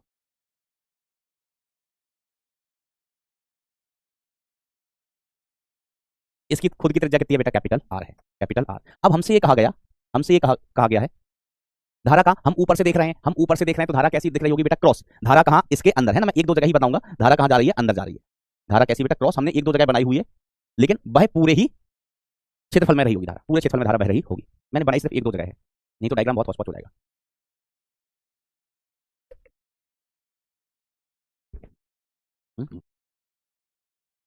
तो बेटा अब यहां से किसी ने हमसे कहा कि केंद्र से आर दूरी पर, केंद्र से आर दूरी पर कोई पॉइंट ले लो और इस पॉइंट पर चुंबकीय क्षेत्र ज्ञात करके बता दो, अगर आप में हिम्मत है तो चुंबकीय क्षेत्र ज्ञात करने के लिए हमें क्या बनाना पड़ेगा, एम्पीरियन लूप बनाना पड़ेगा। तो ये हमने क्या बनाया बेटा, एक एम्पीरियन लूप बना दिया, ठीक है, एम्पियर का लूप। ये क्या है बेटा, ए एल, एम्पीरियन, ठीक है। अब हम चुंबकीय क्षेत्र की दिशा देखें, चुंबकीय क्षेत्र, ठीक है। तो धारा अंदर जा रही है, धारा कहां जा रही है, अंदर, तो धारा की दिशा में अंगूठा घुमाएंगे तो चुंबकीय क्षेत्र के सेंस में चुंबकीय बल रेखाएं कैसी होंगी बेटा, ऐसे क्लॉकवाइज सेंस में। चुंबकीय बल रेखाएं कैसी होंगी बेटा, क्लॉकवाइज सेंस में। आप बना के देखो, उसे ट्राई करो एक बार, धारा कहां जा रही है, अंदर, धारा की दिशा में अंगूठा रख के उंगलियां को घुमाओ तो उंगलियां कैसे घूम रही हैं, क्लॉकवाइज सेंस में घूम रही हैं। तो जो चुंबकीय बल रेखाएं होंगी बेटा यहाँ पर, वो क्लॉकवाइज होंगी, ऐसे। ये बी की डायरेक्शन है, चुंबकीय बल रेखाएं बी, चुंबकीय क्षेत्र इस दिशा में होगा, ठीक है मास्टर, ठीक है। और ये हमने ग्रीन कलर से क्या बनाया हुआ है दोस्त, ग्रीन कलर से हमने एम्पियर का लूप बनाया हुआ है, एम्पियर का लूप है। अब देखो sense of integration upon decide करते थे और हमने कहा था कि जिस सेंस में धारा बह रही है, सॉरी जिस डायरेक्शन में मैग्नेटिक फील्ड है उसी डायरेक्शन में बेटा आप डीएल ले लो। छोटा सा टुकड़ा लेना होता है डीएल से, क्यों लेना होता है छोटा टुकड़ा डीएल, हमको इसलिए लेना होता है, हम क्या कहेंगे, ये टॉप व्यू ना बेटा, यहाँ बनाया मैंने, है ना, उधर नहीं है, इधर, दिस इज टॉप व्यू, ऊपर से देखने पर। तो हम क्या लिखते हैं, close integral B dot DL, और हम है ना ऐसे वेक्टर लिखते हैं, is equal to mu naught into I enclosed, mu naught into I enclosed. अब क्लोज इंटीग्रल ये कितना हो जाता है, B DL cos theta, B DL cos theta is equal to mu naught into I enclosed. Theta का मान, अब देखो हम बी और डीएल को एक ही सेंस में क्यों ले लेते हैं, ताकि इनके बीच एंगल जीरो हो जाए। आप विपरीत भी लोगे तो भी रिजल्ट सेम ही आएगा, कोई फर्क नहीं पड़ेगा, सेंस आपकी चॉइस है, आप किसी भी सेंस में ले सकते हैं, कोई फर्क नहीं पड़ेगा। तो मैंने आपको तरीका क्या बताया कि जिस सेंस में, जिस दिशा में बी है, मैग्नेटिक फील्ड है ना, मैग्नेटिक लाइंस ऑफ फोर्स बनाना जरूरी है, ठीक है, क्योंकि हमें बी और डीएल के बीच कोण चाहिए, तो बी की दिशा पता होना चाहिए ना, तभी तो आप बी और डीएल के बीच कोण देखोगे। तो हमने देखा कि धारा अंदर जा रही है, मैग्नेटिक फील्ड कैसे, मैग्नेटिक फील्ड क्लॉकवाइज है, तो हमने इसमें इंटीग्रेशन भी क्लॉकवाइज ही कर दिया, मतलब डीएल हमने जो टुकड़ा काटा ना वो इधर ही इसी सेंस में काटा, बी के दिशा में ही काट लिया, बी के दिशा में ही काट लिया बेटा। अब हम डिसाइड करेगा मान किसका, थीटा का। तो थीटा बराबर बताओ जल्दी से कितना है, थीटा बराबर बताओ जल्दी से कितना है। अब इसके अंदर बंद धारा हम आपको बताएंगे कि देखो धारा घनत्व, धारा घनत्व जानते हो, पढ़ा था अक्सर, का पढ़ा था हमने, कहा विद्युत क्षेत्र में धारा घनत्व, धारा घनत्व को हम जे से प्रदर्शित कर देते हैं, किससे, जे से, और जे बराबर क्या होता है, आई अपॉन एरिया, तार का एरिया, एरिया किसका लेते हैं बेटा, तार का, एरिया किसका, तार का। ठीक है, तो यहाँ पर धारा घनत्व अपन आई बटे तार का क्षेत्रफल कितना है, पाई कैपिटल आर स्क्वायर, पाई कैपिटल आर स्क्वायर। ठीक है, एंगल कितना, जीरो, वेरी गुड बेटा, वेरी गुड। तो थीटा का मान कितना है, 0 डिग्री, थीटा का मान 0 डिग्री। आई एन क्लोज्ड कैसे लिखेंगे, तो आई एन क्लोज्ड बेटा हम लिखेंगे आई एन क्लोज्ड इस एम्पीरियन लूप के अंदर बंद धारा। तो ध्यान से देखिएगा माय डियर फ्रेंड, ध्यान से देखिएगा, लूप के अंदर बंद धारा इसी भाग में है। मैं बहुत ज्यादा डार्क नहीं बना रहा हूं इसको, नहीं तो हौच-पौच हो जाएगा। लूप इतना सा है ना, लूप इतना सा है ना, तो हमें इसके अंदर बंद धारा लेना है, मतलब इसके अंदर की बंद धारा, इसके अंदर की बंद धारा। तो धारा आई एनक्लोज हम कैसे लिख सकते हैं, धारा घनत्व इनटू एरिया एनक्लोज। एरिया किसके अंदर बंद, एरिया एनक्लोज का मतलब लूप के अंदर बंद, लूप के अंदर बंद क्षेत्रफल। क्योंकि हमें धारा किसके अंदर लेनी है, एम्पीरियन लूप के अंदर वाली, एम्पीरियन लूप के अंदर वाली धारा हमें लेनी है। तो ये कितना हो जाएगा, धारा घनत्व कितना है बरखुरदार जे, और इनटू एरिया का मान कितना है, पाई छुटके आर का स्क्वायर, है ना। इसके अंदर कितना एरिया एनक्लोज है, पाई आर स्क्वायर। अब हम ये सभी मान इस समीकरण में बेटा पटक देते हैं, इस समीकरण में बेटा हम ये सभी मान पटक देते हैं। तो मेरा साथ देना, इधर से क्लोज्ड इंटीग्रल बी, चलो बी तो बाहर आ जाएगा, बी मैग्नेटिक फील्ड हर जगह सेम है, मैग्नेटिक फील्ड हर जगह सेम है, तो बी कांस्टेंट है, तो बी बाहर आ गया, ठीक है master. Close integral d l, okay, cos 0 degree, ठीक है master, cos 0 degree is equal to mu naught I enclosed का मान कितना, J into pi R square. अब हमें ये भी देखना होता है धारा पॉजिटिव है नेगेटिव, धारा पॉजिटिव है नेगेटिव। ठीक है, अब ध्यान से देखना, धारा पॉजिटिव नेगेटिव कैसे देखते हैं, जो अपना सेंस ऑफ इंटीग्रेशन है उसके सामने उंगलियां घुमा, किस सेंस में इंटीग्रेशन कर रहे हैं, इंटीग्रेशन है ना, एम्पीरियन लूप पर। इंटीग्रेशन अपन किस पर करते हैं, एम्पीरियन लूप पर। तो एम्पीरियन लूप किस सेंस में है, क्लॉकवाइज है, कैसा है, क्लॉकवाइज। तो बेटा जिस सेंस में एम्पीरियन लूप में उस दिशा में उंगलियां घुमाइए, उंगलियां। अब देखो अंगूठा कहाँ है, अंगूठा कहाँ जा रहा है, अंदर बाहर ऊपर नीचे राइट लेफ्ट, कहाँ जा रहा है, अंगूठा बता दो कहाँ जा रहा है। और कुछ लोग तो दिमाग से इतने पागल होते हैं, इतने पागल होते हैं, वो पता नहीं क्या करते हैं, उल्टा ही जवाब देते हैं। कहाँ से बेटा, कोई प्लस जे जवाब दे रहा है, कोई माइनस जे दे रहा है, कैसे कर कैसे लेते हो यार, कर कैसे लेते हो, कोई बाहर दे रहा है जवाब, ढनचक्कर हो यार, क्योंकि तुम सोचते ही नहीं हो। फिर हमसे कहते हो कि मास्टर हम सवाल सॉल्व करते हैं, हमसे सवाल नहीं होते। जब तुमसे बेटा उंगलियां नहीं घुमाई जा रही हैं, उंगलियां सही से नहीं घुमा पा रहे हो तुम, तो तुम सवाल क्या कद्दू कर पाओगे। एक तीर बना है, तुम उस तीर के दिशा में उंगलियां नहीं घुमा पा रहे हो ढंग से, तो तुम्हारे नंबर कैसे आ जाएंगे, तुम सवाल कैसे हल कर लोगे। सवाल तो पढ़ना पड़ता है, सोचना पड़ता है, दिमाग लगाना पड़ता है, फॉर्मूले याद रखने पड़ते हैं, कैलकुलेशन करनी पड़ती है, तब आंसर आता है। तुम यहाँ उंगलियां नहीं घुमा पा रहे हो। तो देखो डीएल इस दिशा में ना, ऐसे डीएल, डीएल ऐसे देखो लाल वाला, तो डीएल की दिशा में उंगलियां, अंगूठा कहाँ गया, अंदर गया, अंगूठा कहाँ गया, अंदर, और धारा भी कहाँ है, अंदर, धारा भी कहाँ है बेटा, अंदर ही है। तो धारा भी बेटा अंदर है, अंगूठा भी अंदर। तो हमने कहा था ना कि जिस दिशा में अंगूठा होता है उस दिशा की धारा अपन पॉजिटिव ले लेते हैं, ऐसा ले लेते हैं पॉजिटिव, तो ये पॉजिटिव ही आएगी धारा। ये इसकी मैं एक टेक्निक भी बताऊंगा अभी, इसकी क्या बताऊंगा बेटा, टेक्निक। चलो फिलहाल ये बी। अब इंटीग्रल डीएल क्या होता है, एम्पीरियन लूप की कुल लंबाई। तो इंटीग्रल डीएल एम्पीरियन लूप की कुल लंबाई कितनी हो गई बेटा, एम्पीरियन लूप की त्रिज्या कितनी है, छोटी आर, छोटी आर, तो 2 पाई स्मॉल आर, ये एम्पीरियन लूप की त्रिज्या है, इनटू cos 0 का मान कितना हो वैसे 1 हो वैसे, mu naught J into pi R square. Pi से पाई बेटा टाटा बाय बाय, पाई से पाई टाटा बाय बाय, एक आर से एक आर टाटा बाय बाय, एक आर से एक आर हो गया टाटा बाय बाय। तो यहां से क्या बचा, B2 है ना, 2 भी बचा है यहां से, और वहां से म्यू नॉट जे आर। तो बी कहां, अंदर की बात हो रही है बेटा, बी है ना, अपन कौन सा केस लेके चल रहे थे, बी अंदर वाला। तो 2 into B is equal to mu naught J R, mu naught J R. तो बी की वैल्यू कितनी आ गई बेटा, बी की वैल्यू आ गई mu naught J vector cross R vector, नहीं अभी ऐसे लिख लो, J into R divided by 2। ठीक है, तो ये बी आ गया कहां, इनसाइड द वायर। ये बी कहां मिला बेटा, inside the wire, inside the wire. ठीक है, ये आ गया। अब आप चाहो तो इसको आई के पदों में लिख सकते हैं, कैसे। तो बेटा बी की जगह मैं क्या लिख सकता हूँ, B is equal to mu naught J की जगह क्या लिख सकते हैं, I upon pi R square. धारा घनत्व तो बेटा यही था, धारा कितनी है आई, और तार का एरिया, तार का अनुप्रस्थ काट का क्षेत्रफल, तार के अनुप्रस्थ काट का क्षेत्रफल कितना, pi into capital R square, pi into capital R square into छोटका R divided by 2, divided by 2। ठीक है ऐसा। तो बी कितना आ गया बेटा, B is equal to mu naught I divided by, mu naught I divided by 2 pi capital R square into छोटका आर, इंटू छोटका। ये सारी चीजें कॉन्स्टेंट है, ये दोनों सेम ही रिजल्ट है, दोनों ही बी इनसाइड ही है, ये भी बी इनसाइड है, मतलब तार के अंदर ये भी बी इनसाइड है। डिफरेंस क्या है, ये जे के पदों में है और ये आई के पदों में, एक जे के पदों में है और एक आई के पदों में। ठीक है, अब देखो बेटा हम इसका सदिश रूप लिखते हैं, चूंकि क्षेत्र कैसी राशि होती है, सदिश राशि होती है, तो हम इसका वेक्टर फॉर्म लिखता है, वेक्टर फॉर्म, सदिश रूप। तो सदिश रूप हम कैसे लिखेंगे, तो B vector is equal to, देखो म्यू नॉट को तो दिशा से कोई लेना देना नहीं है। अब धारा घनत्व तो सदिश राशि है, आर भी सदिश राशि होती है, तो हम जे क्रॉस आर लिख देते हैं डिवाइडेड बाय 2। ये इसका सदिश रूप होता है, याद रखने का भाई। देखो म्यू नॉट का दिशा से कोई लेना देना सर नहीं है, 2 का दिशा से लेना देना सर नहीं है, दिशा से किसका लेना देना है, जे एक सदिश राशि, आर एक सदिश राशि है। तो यहाँ जे और आर का गुणनफल हो रहा है, जे और आर का क्या हो रहा है, गुणनफल। दो सदिश है, सदिशों के गुणनफल दो प्रकार के हो सकते हैं, तो आप यहाँ पर डॉट लगा लो, हमने कहा यहाँ पर डॉट लगाओगे तो आदेश आएगा, क्या आएगा, आदेश आएगा। जबकि गुणा करने पर क्या आ रहा है, मैग्नेटिक फील्ड, और मैग्नेटिक फील्ड कैसी राशि है, सदिश राशि है, सदिश राशि। तो जे और आर का गुणनफल चुंबकीय क्षेत्र आएगा, क्या आएगा बेटा, चुंबकीय क्षेत्र। चुंबकीय क्षेत्र कैसा है, सदिश है। ठीक है, तो यहाँ पर अपन को सदिश वाला गुणनफल करना पड़ेगा, सदिश गुणनफल कौन सा होगा, क्रॉस। सदिश गुणनफल कौन सा होता है बेटा, क्रॉस। जब आप इनका क्रॉस गुणनफल करोगे तो फिर आदेश की जगह कैसी राशि आएगी, सदिश राशि, और चुंबकीय क्षेत्र सदिश राशि होती है, कभी भूल जाओ तो इस तरीके से याद रख लेना। तो दिशा कैसे डिसाइड करेंगे, जे क्रॉस आर से। जे की दिशा वही जो धारा की दिशा है, जे की दिशा वही जो कि धारा की दिशा है। ठीक है, हाँ मास्टर, ठीक है, ठीक है मास्टर, ठीक है। तो ये हो गया बी कहां पर, इनसाइड, इनसाइड। ठीक है, अब बी आउटसाइड की बात करें, तो बी आउटसाइड में कोई दिक्कत ही नहीं है। केस 2 यही बना दूं, चलो अगले पन्ने पर बता सकता हूं। केस 2 कि तार के बाहर, तार के बाहर मैग्नेटिक फील्ड। ठीक है, अगर हम आर के पदों में ऐसे लिखें तो small R is greater than capital R, तार के बाहर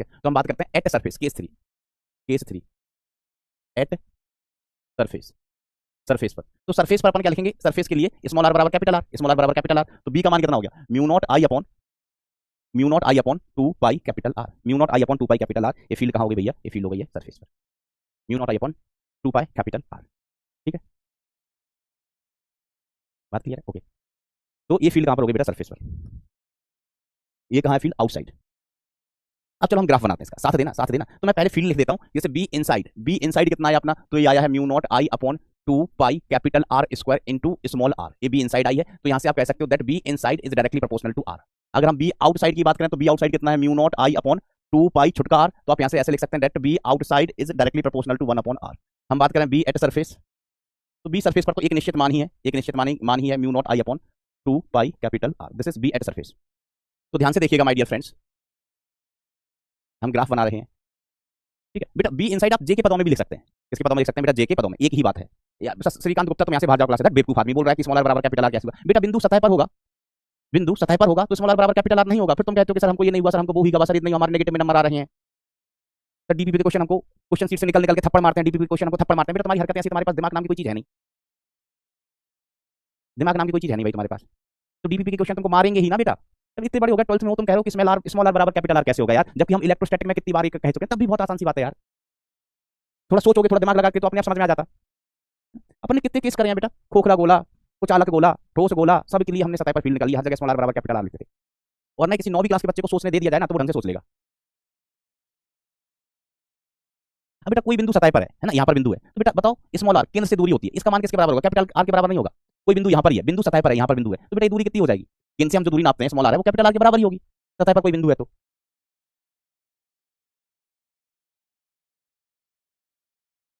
समझे कि नहीं समझे, कौन था ये मायावी बालक, ओ मायावी बालक कौन थे, समझ गया कि नहीं, जल्दी 7 लिखो, 7 कमेंट में फटाफट अगर समझ गए हो तो।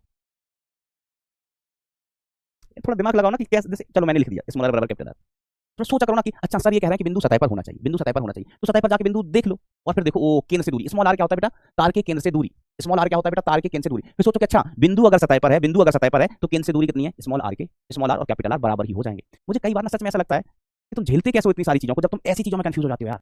और तुम कंफ्यूज होते क्यों है पता, सोचने की कोशिश नहीं करते। तुमने कहा तुम ऐसे सोचते हो कि स्मॉल आर बराबर कैपिटल आर, स्मॉल आर बराबर कैपिटल आर, अंदर घुस के नहीं सोचते कि सर बता क्या रहे हैं, सर कह रहे हैं कि बिंदु कहां पर लेना है, सतह पर। बिंदु सतह पर, तुम डायग्राम में जाते ही नहीं हो, क्वेश्चन के अंदर घुसते ही नहीं हो, क्वेश्चन से बातचीत ही नहीं करते हो, तो क्वेश्चन तुमसे मोहब्बत कैसे करने लग जाएंगे बेटा। अगर तुम्हें क्वेश्चन से मोहब्बत करनी है या तुम चाहो कि क्वेश्चन तुमसे मोहब्बत करें तो बेटा बातचीत करनी पड़ेगी, बातचीत करनी पड़ेगी, क्वेश्चन के साथ समय बिताना पड़ेगा, सोचना पड़ेगा अंदर घुस के कि चल क्या रहा है, चल क्या रहा है, सोचना पड़ेगा। ये सिर्फ इस सवाल के लिए नहीं कह रहा हूं मैं, इस सवाल के लिए नहीं कह रहा हूं, ये मैं इन जनरल बात बोल रहा हूं कि पढ़ाई कैसे करते हैं, सीखते कैसे हैं चीजों को, सीखते कैसे हैं बेटा। फील कराने के लिए दिमाग चाहिए, दिमाग दिमाग चाहिए फील कराने। कैसे कैसे कर लोगे फील, जब तुम्हें ये पता नहीं चलता है कि स्मॉल आर कैपिटल आर बराबर है, ये नहीं देख पाते हो बिंदु बना के, तो हम क्या कर सकते हैं बेटा इसमें। तुम ऐसे बालक हो कि अभी हम कहते हैं कि व्यास बराबर होता है त्रिज्या का दोगुना। अब हम ये मान के चलते हैं बेटा, ये शायद 6वीं 7वीं क्लास में बच्चे सीख लेते हैं, 6वीं 7वीं क्लास में पता होता है इतना। अब हम ये मान के कोई भी मास्टर ये मान के चलेगा कि बच्चा 12वीं क्लास में पढ़ रहा है, गणित लिया है बच्चे ने, गणित लिया तो ये जानता होगा व्यास बराबर 2r होता है। अब इसमें हम कहाँ फील कराएं तुमको, तुम्हें फील के चक्कर में हम फेल हो जाएंगे। आओ इधर ध्यान दो, देखो बेटा देखो, ध्यान से देखिए। तो बेटा यहाँ पर स्मॉल आर बराबर कैपिटल आर, स्मॉल आर बराबर कैपिटल आर, मतलब हम कहाँ पर हैं, सतह पर, सतह पर। तो इस साइड हम कहाँ होंगे, इस साइड हम कहाँ होंगे, तो हम कहेंगे अंदर। इस साइड हम कहाँ होंगे, गोले के अंदर, गोले के अंदर, गोले के अंदर। और इधर कहाँ होंगे हम, गोले के बाहर।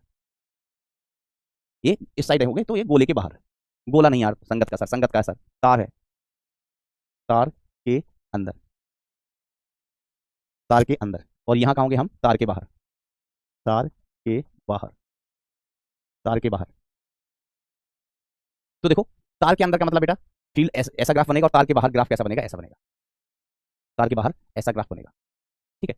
क्यों, देखो बी इनसाइड समानुपाती आर है ना, तार के अंदर, ध्यान देना, तार के अंदर जो चुंबकीय क्षेत्र है वो समानुपाती किसके है, आर के, और तार के बाहर जो चुंबकीय क्षेत्र है वो व्युत्क्रमानुपाती है 1/r के। अर्थात आप आर बढ़ाओगे तो मैग्नेटिक फील्ड घटेगा।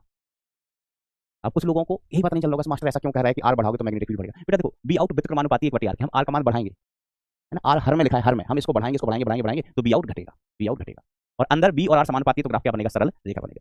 यहाँ small R is equal to capital R है इस जगह, small R is equal to capital R, तो यहाँ पर मैग्नेटिक फील्ड, सतह पर मैग्नेटिक फील्ड अधिकतम होगी, कितनी होगी, mu naught I upon 2 pi capital are,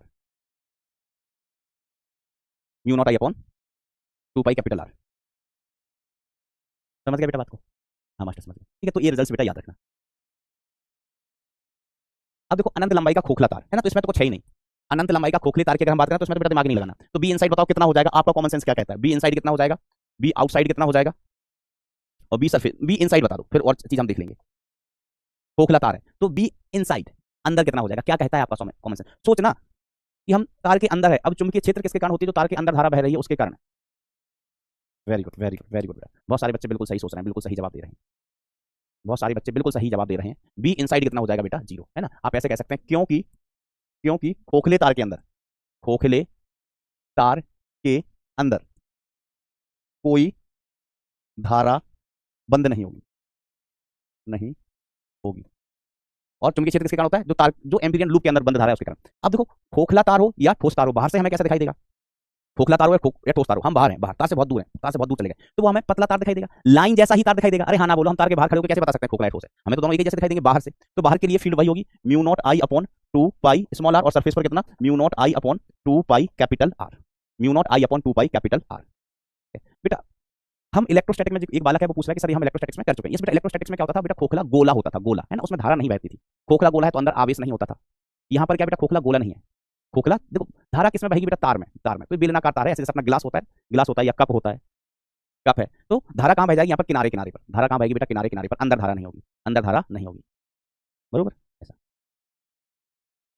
चलो क्या ये बात क्लियर है ना? आसान आसान चीजें हैं। और एम्पियर का नियम ना बिल्कुल सिमिलर है गॉस के नियम के, बिल्कुल सिमिलर है बेटा। वहां पर गॉसियन सरफेस बनाते थे, यहाँ पर एम्पीरियन लूप बनाते हैं। एक कितने लोग टच में चल रहे हैं, कितने लोग सीख रहे हैं बेटा? एक बार थम्स अप थम्स डाउन हो जाए बेटा। हर ज्यादा बड़ा होगा, हो जाने दो, कोई दिक्कत नहीं। आप भी तो ज्यादा बड़े हो गए हो बेटा। नहीं बेटा, यहाँ पर मैग्नेटिक पोटेंशियल नहीं है, फील्ड ही है। थम्स अप थम्स डाउन हो जाए भाई एक बारी। वेरी गुड बच्चों, लव यू लव यू। ज्यादातर बच्चे तो अच्छा पढ़ते हैं, सीखते हैं। कुछ एक दो बच्चे हैं जो माया भी बनने की चेष्टा करते हैं। अच्छा जो होमवर्क है बेटा हम नेक्स्ट पर डिस्कस करेंगे ना, ऐसा मत सोचना कि मास्टर होमवर्क डिस्कस करेगा, हम डिस्कस करेगा। एक बार और ट्राई करना, मैं इन होमवर्क को बेटा फिर से दे दूंगा आपको। और वैसे सारे होमवर्क करने लायक, ज्यादातर होमवर्क करने लायक हैं, ज्यादातर होमवर्क कैसे हैं करने लायक। ठीक है, ये सीरीज के बारे में मैंने आपको बता ही दिया बेटा, है ना। तो आगे से जो भी फ्री एक्टिविटी होंगी, लाइक पेपर डिस्कशन होंगे, फ्री क्लासेस होंगी, वन शॉट होंगे, रिवीजन, महा रिवीजन होगा, वो सब बेटा इसी चैनल पर होगा। ठीक है, तो please go through the channel. ठीक है, तो जो भी चीजें नई आई इस बैच के अलावा, है ना, बैच के अलावा भी बेटा ना, जैसे लास्ट ईयर मंजिल सीरीज लेके आए थे, इस बार भी फ्री सीरीज चल रही है ऑलरेडी। ठीक है, टेस्ट पेपर के डिस्कशन आते हैं, फिर महा रिवीजन होते हैं, महा रिवीजन होते हैं, वो सब इसी सीरीज पे आएंगे। ठीक है, दूसरी बेटा जो मैंने होमवर्क के क्वेश्चन दिए हैं वो बेटा प्लीज सॉल्व करने की कोशिश करें। देखो कोशिश करोगे तो सीख जाओगे। मैं आपको बताया ना कि 12 लाख लोग पेपर देते हैं, 10 लाख लोग ना कंपटीशन से बाहर होते हैं, क्योंकि वो शुरुआत से कोशिश ही नहीं करते हैं। वो ज्यादा से ज्यादा कब जागते हैं कि जनवरी में पेपर है, जनवरी में पेपर, 2 महीने पहले जागते हैं, 2 महीने पहले जागते हैं। अप्रैल में पेपर है तो वो सोचता है कि हम अभी बोर्ड दे लेगा, बोर्ड का पेपर दे लेगा, फिर करेंगे, साल भर पढ़ना ही नहीं है। लेकिन अगर 11 12 आप अच्छे से पढ़े हो, अच्छे से पढ़ते हो, तो 12 के साथ ही सिलेक्शन होता है, 12 के साथ ही बेटा अच्छी रैंक्स आती है। ऐसा नहीं कि ड्रॉपर में ड्रॉप लेने पर नहीं आती है, ऐसा कोई नियम नहीं है। लेकिन जो ट्रेंड है देखा है कि जो बच्चा 11 12 अच्छे से पढ़ लेता है, क्योंकि टाइम होता है। आपने 11 अच्छे से पढ़ा, 11 के लिए 1 साल था पूरा, 12 अच्छे से पढ़ा, 12 के लिए पूरा 1 साल है। ड्रॉप में होता क्या है कि आपको एक ही साल में दोनों चीजें कवर करनी है, तो कई बार उतनी बेहतर नहीं हो पाती है। तो आप जैसे बहुत सारे बच्चे कितने लकी हैं कि मतलब लकी का मतलब ये नहीं कह रहा हूँ कि हमसे पढ़ रहे हो तो लकी हो, नहीं बेटा, हम तो बेवकूफ आदमी है। आप लकी इसलिए कि आपको इतनी समझ है, या आपको जिसने भी गाइड किया है, आपके बड़े भाई बहन ने या आपके पेरेंट्स ने, कि 12 के साथ तैयारी करो, इसका मतलब आप लकी हैं, है ना। क्योंकि बहुत सारे बच्चे को तो अवेयरनेस नहीं होती, पता नहीं होता, तो पढ़ना चाहते हैं, लेकिन उनको पता ही नहीं होता कि 12 के साथ भी तैयारी होती है, 11 के साथ भी तैयारी होती है। ठीक है, आपने इस बार इंटरव्यू देखा होगा, जो बच्चे सेलेक्ट हुए हैं प्रयास वैसे, तो उसमें से काफी बच्चों का कंसर्न था कि सर हमें तो मतलब पता ही नहीं था कि 11 12 के साथ भी तैयारी होती है, नहीं तो हम और बेहतर करते। और ऑब्वियसली बात है, ऑब्वियसली बात है। ठीक है, ऐसा एक एक बालक लिख रहा है, सर हमारे पैसे डूब गए। बेटा तुम गलत जगह फंस गए हो, गलत जगह फंस गए हो तुम बेटा जाओ उधर, कोई मतलब कोचिंग जाओ भैया ऑफलाइन, वहाँ बहुत बड़ी पढ़ाई होगी। 1.5 लाख 2 लाख रुपए देना, 1.5 लाख 2 लाख रुपए देना, है ना। और बाहर रहने का खर्चा 1.5 लाख रुपए, साल भर में 3 लाख रुपए लग जाएंगे। तुम्हारे पैसे वहाँ भी डूबेंगे, क्योंकि तुम्हें सिंसियर रहना नहीं है, रेगुलर पढ़ना नहीं है। एक दिन लेक्चर देख लिया, अगले दिन नहीं देखा, तो ये तो तुमको मजाक लग रहा है कि तुम्हारे पैसे डूबे। तुम वहाँ जाओ, मजा आएगा तुम्हें, मजा आएगा। अगर पैसे डुबाने तो ढंग के डुबाओ। 3,000 4,000 रुपए डुबा के क्या डुबाया? 3,000 4,000 रुपए तो क्या डुबाए? तो तैर के वापस आ जाएंगे। बड़ा दाव खेलो, बड़ा दाव। चलो बच्चों आज के लिए इतना ही। मन लगा के दिल लगा के दिमाग लगा के, मन लगा के दिल लगा के दिमाग लगा के पढ़ाई करते रहें। Thank you so much, tata bye bye, take care, love you all.